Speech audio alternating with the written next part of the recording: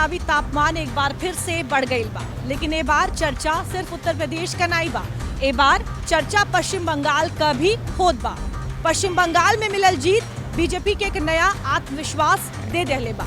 वहीं दूसरी तरफ सीएम योगी के स्ट्राइक रेट और उनका संगठनात्मक ताकत भी एक नैरेटिव के तौर पर सामने आवत बा।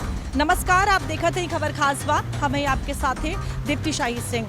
2024 लोकसभा चुनाव के बाद जौन बदलल समीकरण बा का ओकर असर 2027 में भी दिखाई देई। जौन विकास, हिंदुत्व और राष्ट्रवाद के मॉडल पे पश्चिम बंगाल में जीत मिलल बा का उहे जीत उत्तर प्रदेश में भी बीजेपी के मिली। और सबसे बढ़न बात, सीएम योगी के जौन स्ट्राइक रेट हवे का उ अब एक बड़ा चुनावी हथियार के तौर पर बीजेपी खाती काम करी।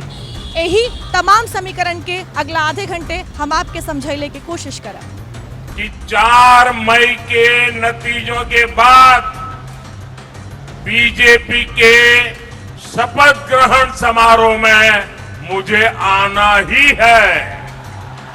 बहनों, 4 मई को सुबह काउंटिंग चालू होगी। 8 बजे बैलेट बॉक्स खुलना शुरू होगा।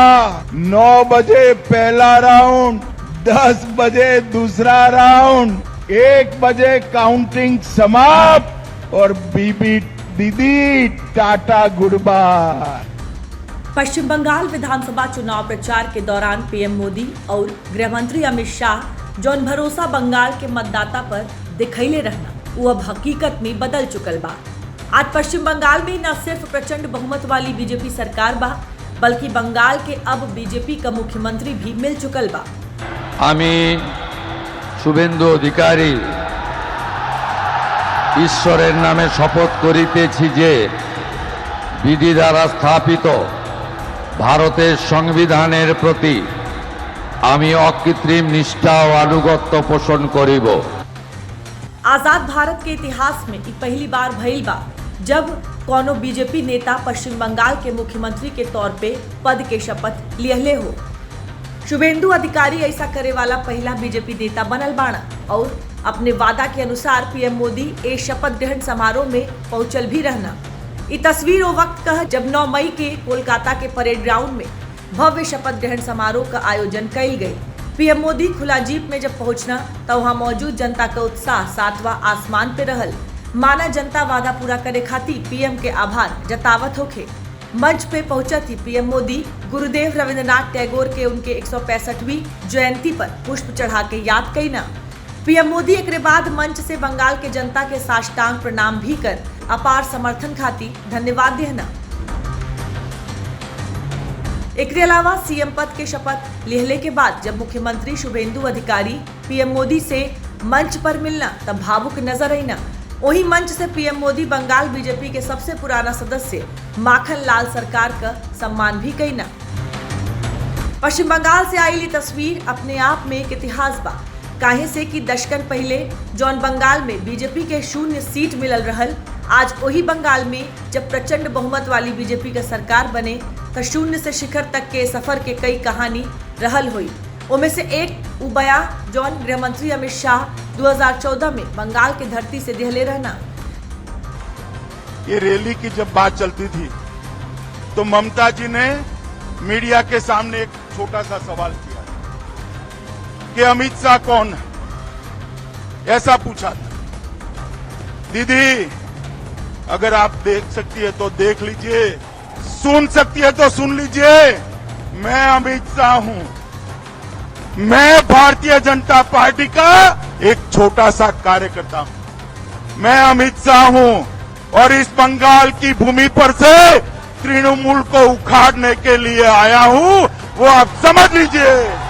करीब 1 दशक पहले बंगाल के जनता से कई वादा आज अमित शाह पूरा कर देना। राज्य में भइल 2026 के विधानसभा चुनाव में बीजेपी के 293 सीट में 207 सीट मिलल। वही ममता के पार्टी टीएमसी सिर्फ 81 पर सिमट के रह गई। 2021 विधानसभा चुनाव के तुलना में टीएमसी के 134 सीट के नुकसान भइल। यानी 2026 के विधानसभा चुनाव में पश्चिम बंगाल के सियासत में उ भइल जेकर उम्मीद कम और चर्चा ज्यादा रहल। नतीजा न सिर्फ सरकार बदलल बल्कि 15 साल के टीएमसी शासन के अंत भी कैलस। इस सफलता का ताज बंगाल बीजेपी कार्यकर्ता के साथ बीजेपी के उ 3 फायर ब्रांड नेता के भी जाला जौन बंगाल में बीजेपी के झंडा बुलंद कैला। पीएम मोदी, अमित शाह, सीएम योगी ई बीजेपी के उप फायर ब्रांड चेहरा हवा जौन बंगाल चुनाव के दौरान जहां जहां प्रचार कैना वहां बीजेपी का स्ट्राइक रेट सबसे अच्छा रहल। बात सबसे पहले पीएम मोदी का बंगाल चुनाव के दौरान पीएम मोदी बंगाल के जौन सीट पे प्रचार कैना वहां बीजेपी के स्ट्राइक रेट बेहतरीन रहल।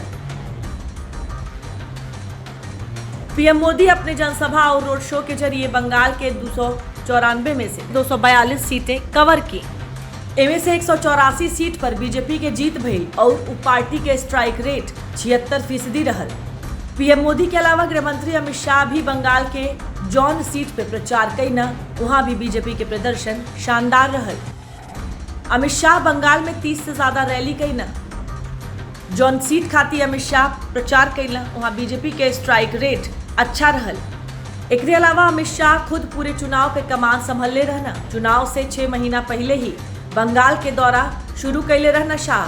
चुनाव में 15 दिन तक बंगाल में कैंप कैना और रात 3 बजे तक मैराथन बैठक भी कैना जेकर फलसफा ही रहल कि बंगाल में शाह के मेहनत रंग लाइल और पहली बार बीजेपी सत्ता में आ गई।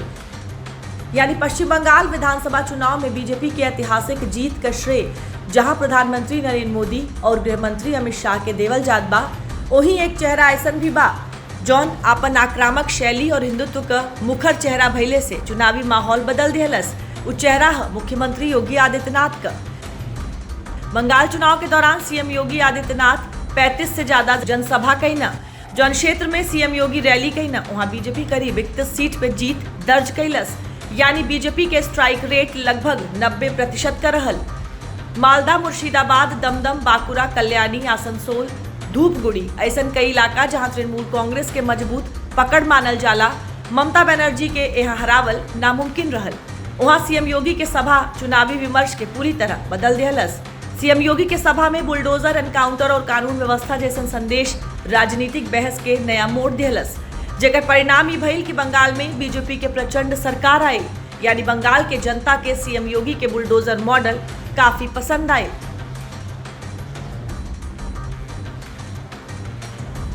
देखिए, उत्तर प्रदेश आज एक रोल मॉडल के तौर पर पूरे देश भर के सभी राज्यों में दिखाई पड़ रहा है। वो उत्तर प्रदेश जो दंगे से लगातार ग्रस्त रहा करता था, वो उत्तर प्रदेश जहां पर अपराधियों का पैरेलल साम्राज्य चला करता था, उस उत्तर प्रदेश की आज छवि बदली है। उस उत्तर प्रदेश में निवेश के लिए आज लगातार आकर्षण बढ़ा है।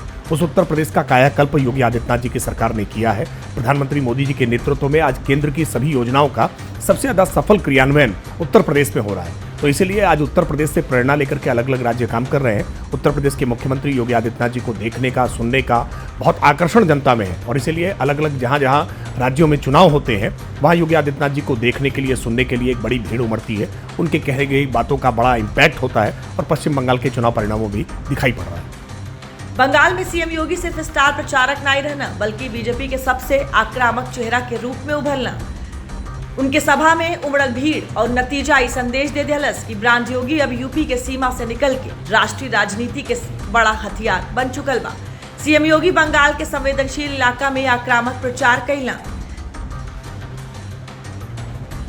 पहले चरण में मालदा और मुर्शिदाबाद जैसे मुस्लिम बहुल जिला के कई सीट पे सीएम योगी रैली कैना, जबकि दूसरे चरण में दमदम, कोलकाता और आसनसोल जैसन शहर और औद्योगिक क्षेत्र में उनके कार्यक्रम से सियासी तापमान बढ़ गई।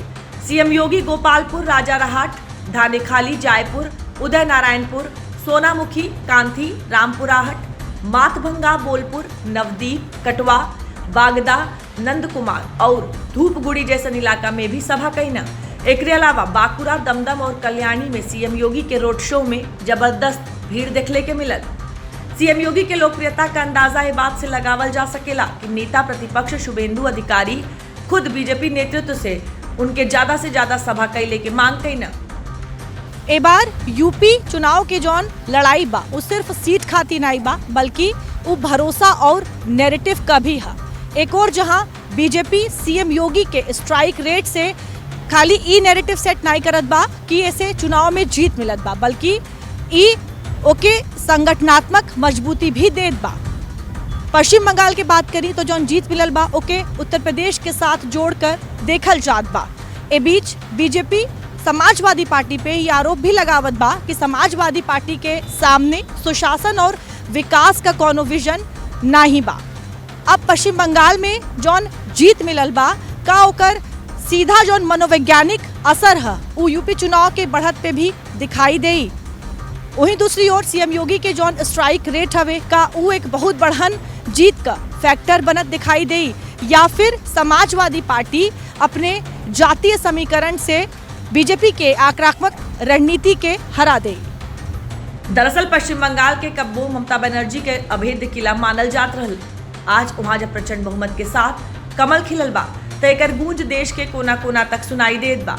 कोलकाता से निकल के अभी गूंज लखनऊ के सियासी गलियारा तक पहुंच चुकल बा और ये जीत 2027 के यूपी विधानसभा चुनाव खाती बीजेपी खाती बूस्टर डोज बन गई बा।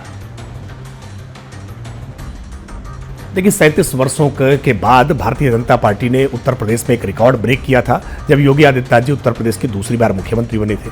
सबसे ज्यादा लंबे समय तक उत्तर प्रदेश के मुख्यमंत्री रहने का रिकॉर्ड भी योगी आदित्यनाथ जी ने बनाया है। हम ऐसे कई रिकॉर्ड अभी और तोड़ने वाले हैं। तीसरी बार भारतीय जनता पार्टी की फिर सरकार बनने जा रही है, इसमें किसी प्रकार का कोई संशय नहीं है, क्योंकि उत्तर प्रदेश किसी भी स्थिति में गुंडाराज की वापसी नहीं चाहता। उत्तर प्रदेश में आज जिस तरह का चहुमुखी विकास हो रहा है, आज उत्तर प्रदेश के हर जिले का विकास हो रहा है, हर जिले का विकास हमारी सांस्कृतिक विरासत के साथ बढ़ते हुए हो रहा है। उत्तर प्रदेश की जनता इसको अप्रिशिएट कर रही है, इसलिए हमें पूरा विश्वास है कि भारतीय जनता पार्टी 2017 के परिणाम को 2027 में फिर दोहराने जा रही है और एक landslide victory Bharatiya Janata party के पक्ष में होगी। दरअसल 2024 के लोकसभा चुनाव में यूपी में सपा कांग्रेस के गठबंधन से बीजेपी के बड़ा झटका मिलल रहल और चुनाव में एनडीए 36 पे सिमट गई रहल, जबकि महागठबंधन 43 सीट पे जीत दर्ज कैले में कामयाब रहल। सपा के पीडीए फॉर्मूला से कुछ हद तक सफलता हासिल भइल रहल, जेमे अखिलेश यादव पी फॉर पिछड़ा, डी फॉर दलित और ए फॉर अल्पसंख्यक का नैरेटिव बुनले रहना। लेकिन अब जब पश्चिम बंगाल में बीजेपी शानदार जीत दर्ज कैले बा तो ये बात के तस्दीक बनत बा कि अब वो बीजेपी के हिंदुत्व कार्ड विपक्ष के सारा समीकरण पे भारी पड़त बा। बंगाल में बीजेपी मुस्लिम बाहुल्य सीट पे सेंध लगा के इहो दिखा दियलस कि सांस्कृतिक एकीकरण का मॉडल अब वो बेहद प्रभावी बा। यह वजह है कि बीजेपी अब यूपी में भी वही बंगाल मॉडल के ओर आक्रामक तरीका से लागू करत चाहत बा, जौन सपा कांग्रेस खाती कोनो सियासी टेंशन से कम नाई बा। काहे से कि आगामी यूपी विधानसभा चुनाव में बीजेपी अगर एम फॉर मोदी और वाई फॉर योगी वाले समीकरण के साथ उतरी तो सपा के एम वाई वाले समीकरण से ज्यादा प्रभावी हो सकेला। बंगाल एक ताजा उदाहरण बा। सपा के ए राजनीति पे बीजेपी प्रवक्ता राकेश त्रिपाठी तीखा प्रहार कैला। दशकों तक तुष्टीकरण एक बड़ी बीमारी के रूप में रही जिसने देश का समाज का बहुत नुकसान किया है, लेकिन प्रधानमंत्री नरेंद्र मोदी जी की अगुवाई में देश से तुष्टीकरण की राजनीति का एक सफाया होता जा रहा है। अब तुष्टीकरण नहीं संतुष्टीकरण की बात हो रही है। सबका साथ, सबका विकास, सबका विश्वास और सबका प्रयास, अब इस मूल मंत्र पर काम हो रहा है और इसीलिए आज एक सबको समावेशी विकास के साथ जोड़ करके चल रहे हैं। जो लोग भी मजहबी तुष्टीकरण करके वोट बैंक बना करके अपना बैंक बैलेंस बढ़ाने का काम करते थे, अब वो बैंकक्रप्ट हो गए हैं। अब सबके खाते खुले हैं और सबके खाते में अब धनराशि पहुंच रही है बिना किसी भ्रष्टाचार के। अब कोई 1 रुपए भी अगर केंद्र से चलता है तो उसका पूरा का पूरा 100 पैसा आज गरीब के खाते तक पहुंच रहा है। इसलिए अब तुष्टीकरण के दिन लग गए। जो लोग भी रोजा नहीं रखते थे लेकिन इफ्तारी बहुत करते थे, अब उनके लिए बहुत मुश्किल के दिन है। बीजेपी अध्यक्ष नितिन नवीन पहले ही साफ कर चुकल बाणा कि 2027 के चुनाव में पार्टी का चेहरा योगी आदित्यनाथ रहिया, यानी मुकाबला हुई मोदी योगी के जोड़ी बना अखिलेश राहुल के जोड़ी का। यानी 2024 के चुनाव में भले ही जोड़ी के कुछ हद तक सफलता मिलल होके, लेकिन यह जोड़ी जब 2017 के विधानसभा चुनाव में बनल रहल तो पूरी तरह से फेल साबित भइल रहल। 2017 के विधानसभा चुनाव में 403 सीट में कांग्रेस सपा गठबंधन के मात्र 54 सीट मिलल रहल। कांग्रेस के 114 सीट में केवल 7 सीट पे जीत मिलल रहल। वहीं समाजवादी पार्टी के 311 सीट में से केवल 47 सीट पे जीत मिलल रहल। यानी जौन तरह से 2017 में ये जोड़ा फ्लॉप साबित भइल रहल, ओकरे बाद 2022 के चुनाव में अखिलेश कांग्रेस से किनारा काट ले रहना। अब यूपी में फिर से जब चुनाव आए वाला बात का ये जोड़ी रही या कुछ नया समीकरण बनी, यही सवाल पे सपा का कुछ कहलस उहो सुन लें। देखिए, जो इंडिया गठबंधन है पूरी मजबूती के साथ 2027 में भी आदरणीय अखिलेश यादव के नेतृत्व में चुनाव लड़ेगा और जितनी भी पार्टियां हमारे साथ हैं, जितने भी घटक दल हैं जो हमारे साथ हैं, और हो सकता है भी 27 आते आते, बल्कि होगा यही कि जिस तरीके से बीजेपी जो है वो लोगों को झूठ और फरेब का झांसा देती है, तो बहुत से बीजेपी के भी जो घटक दल हैं वो वहाँ को वो उस बीजेपी को छोड़कर समाजवादी पार्टी में शामिल होंगे।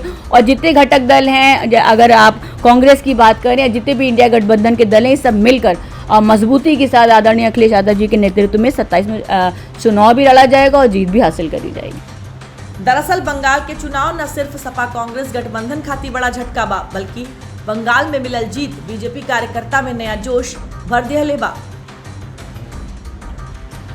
बंगाल में बीजेपी घुसपैठ, कानून व्यवस्था, महिला सुरक्षा और हिंदू अस्मिता जैसे मुद्दा के चुनावी हथियार बनैलस।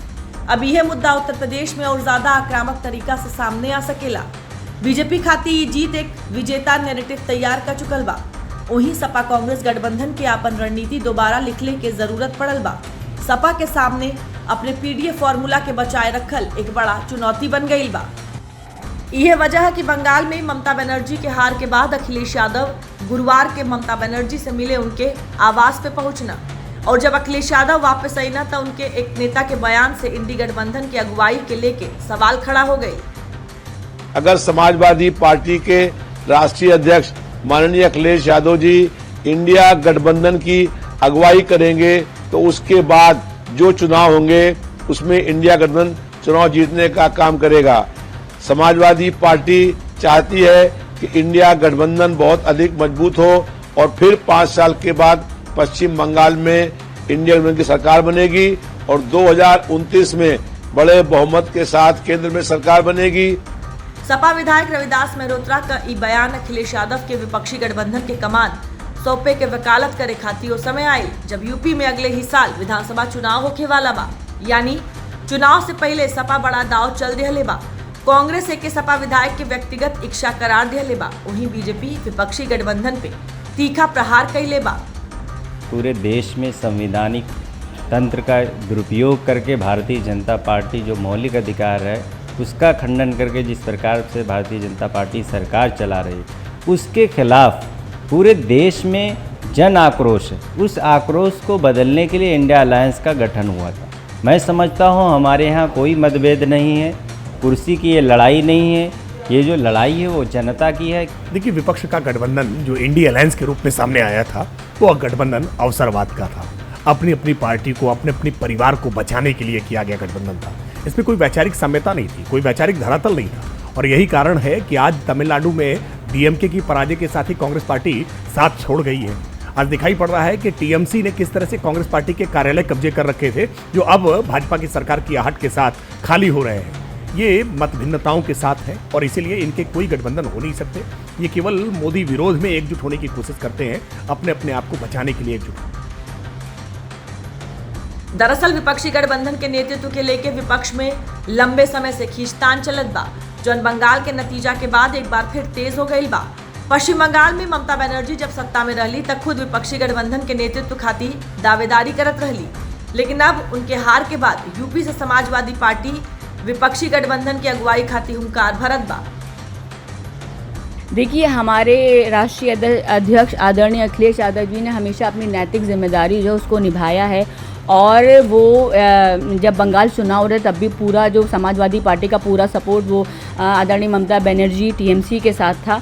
और जो वो गए तो देखिए आदरणीय अखिलेश यादव जी और समाजवादी पार्टी का हमेशा से ये है कि जितने भी जो समान विचारधारा के जो दल हैं वो सब एक साथ आएं। और जब इंडिया गठबंधन की शुरुआत नहीं भी हुई थी तब भी आदरणीय अखिलेश यादव जी जो थे वो ये चाहते थे कि जितनी भी समाजवादी पार्टी के या समान हमारी पार्टी से जुड़े हुए जो विचारधारा के लोग हैं, जो शोषित हैं, वंचित हैं, जो लोकतंत्र बचाना चाहते हैं, जो संविधान बचाना चाहते हैं, जो सरकार के जो गलत फैसले, जो वो संस्थाओं का गलत इस्तेमाल कर रही, जो इलेक्शन कमीशन का गलत इस्तेमाल कर रही है, तो ऐसे दल जो इसके विरोध में वो उनको हमेशा से साथ लाना चाहते थे, वो लेकर के भी आए।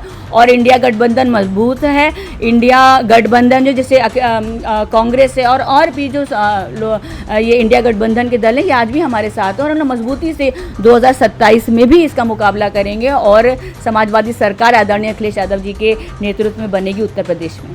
बीते कुछ राज्यन के चुनाव में विपक्षी गठबंधन की अगर बात कही जा तो सीट के बंटवारा के लेके, समीकरण के लेके जौन आपसी खटबा उ दिखाई देत रहल। अब एक बार फिर से 2027 में जब यूपी में चुनाव होखे वाला बा तई अनबन फिर से सामने आवत नजर आत बा। सपा के विधायक रविदास मेहरोत्रा कहले बाड़ा कि अखिलेश यादव के ही विपक्षी गठबंधन के नेता बनावे के चाहिए, काहे से कि उहे विपक्षी गठबंधन के मजबूती दे पाई हैं। लेकिन अब सपा की ओर से आयल ए बयान के बाद से सियासी हलचल तेज हो गई बा और जाहिर तौर पर सपा और कांग्रेस के बीच अगर कोनो दरार पड़ेला तो एकर असर 2027 चुनाव में सीधे तौर पर दिखाई दे। दरअसल सपा भले ही विपक्षी गठबंधन के नेतृत्व पे दावा ठोक के सियासी सरगर्मी बढ़ा दिले होखे, लेकिन जब अखिलेश यादव बंगाल में व्यस्त रहना तो एहर यूपी में उनके बड़ा झटका लगल। उनके पार्टी के कई सैनिक उनका दामन छोड़ के दूसरा राह पकड़ लेना। यूपी विधानसभा चुनाव से पहले समाजवादी पार्टी में बड़ा टूट भइल बा। सपा और बुनकर मजदूर विकास समिति से जुड़ल 30 पदाधिकारी पार्टी के छोड़ सुभाषपा में शामिल हो गई बाणा। इनमें समाजवादी पार्टी के राष्ट्रीय जावेद आलम प्रमुख हवा। बुनकर मजदूर विकास समिति के राष्ट्रीय अध्यक्ष साहबुद्दीन अंसारी भी सुभाषपा में शामिल हो गई बाणा। पार्टी के राष्ट्रीय मुख्य प्रवक्ता अरुण राजभर के मौजूदगी में सबके सदस्यता दिलावल गई।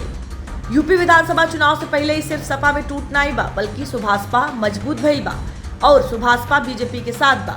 यानी 2027 में होने वाले यूपी चुनाव से पहले इस सपा खाती बहुत बड़ा झटका बा। हालांकि यूपी में ये पहली बार नहीं भइल बा जब सपा और सुभाषपा के बीच सियासी तनातनी दिखाई देत होके। ये दोनों दल यूपी में पिछले ही चुनाव में साथ लड़ चुकल बाड़ा। 2022 के यूपी विधानसभा चुनाव में सपा और सुभाषपा गठबंधन में चुनाव लड़ल रहना। सपा सुभाषपा के गठबंधन में 18 सीट देले रहल। एमे से सुभाषपा 6 सीट पे जीत दर्ज कैले रहल। हालांकि चुनाव के बाद ओपी राजभर कुछ समय तक सपा के साथ रहना, लेकिन आपसी मतभेद बढ़ गई। साल 2023 में ओपी राजभर सपा छोड़ के एनडीए के साथ गठबंधन कर लेना। यानी पिछले चुनाव में जौन सुभाषपा सपा के साथ रहल, ए बार वो एनडीए के हिस्सा बा और यूपी के पूर्वांचल में कई सीट पे सुभाषपा के सीधा असर रहेला। लिहाजा 2027 से पहले सपा के पदाधिकारी का सुभाषपा में शामिल होखल कहीं न कहीं सपा खातिर नुकसानदायक मानल जात बा। कुल मिलाके जहां एक तरफ बंगाल में बीजेपी के जीत और यूपी में अब 30 पदाधिकारी का सपा दामन छोड़ल सपा के मुश्किल की ओर बढ़ावत बा, वहीं दूसरी तरफ बंगाल के जीत अब यूपी विधानसभा चुनाव के मद्देनजर बीजेपी खातिर सबसे बढ़न आत्मविश्वास बन चुकल बा। सवाल सिर्फ इतना बा कि का अखिलेश यादव चुनौती के जवाब दे पाई हैं या फिर बंगाल के बाद यूपी में भी कमल इतिहास रची।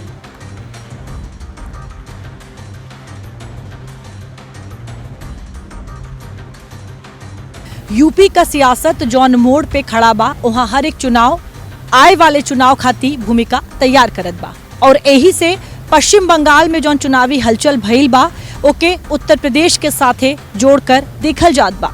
बीजेपी खाती संदेश साफ बा, अगर संगठन आक्रामक होके, नेतृत्व मजबूत होके और नैरेटिव लोगन के दिल में अपन जगह बना ले तो आंकड़ा के बिना भी माहौल बना के चुनाव जीतल जा सकेला। और ए रणनीति के जौन केंद्र बिंदु हवा वो सीएम योगी आदित्यनाथ हवा।